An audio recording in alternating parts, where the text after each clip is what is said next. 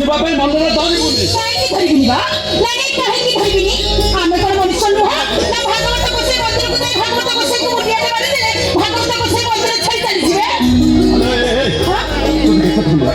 କେତେ ଥର ମନେ କରୁଛି ଦେଖ ସେ ଗୋଟେ ପାଣି ସବୁ ଅଟକ ରଖିବେ ଆମ ମନ୍ଦିରଟା ଅପବିତ୍ର ହେଇଯିବ।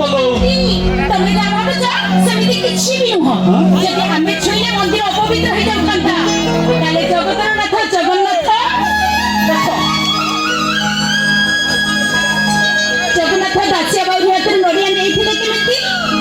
ଭକ୍ତ ସାଲବେଗଙ୍କ ପାଇଁ ନନ୍ଦିଘୋଷ ରଥଟା ଅଧା ରାସ୍ତାରେ ଅଟକି ଯାଇଥିଲା କେମିତି? ଆମ ଜଗତର ନାଥ ଜଗନ୍ନାଥ ଭକ୍ତଙ୍କ ଭଳି ଭଗବାନ।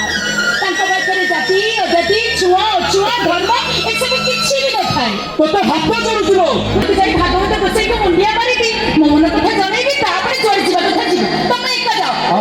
ଆଉ କି ମନ କଥା ଜଣେଇବୁଲ? କେତେ ବଡ ବଡ ଡାକ୍ତରକୁ ଦେଖିଲେ ତାପରେ ତ ଆମ ଜାତକ ଦେଖିଲେ ସମସ୍ତଙ୍କ ମୁହଁରେ ସେ ଗୋଟିଏ କଥା তোর মোর কেবে মা বাপাটাকে শুনি পারিবানি। তাহলে ঠিক আছে এইটি ঠিয়া হই তো ভাগবত গোসাইকি তো মনর কথা জনা আমি দেখিবি ভাগবত গোসাই কেমিতি ତମକୁ ଏଇଠୁ ବୃନ୍ଦାବନ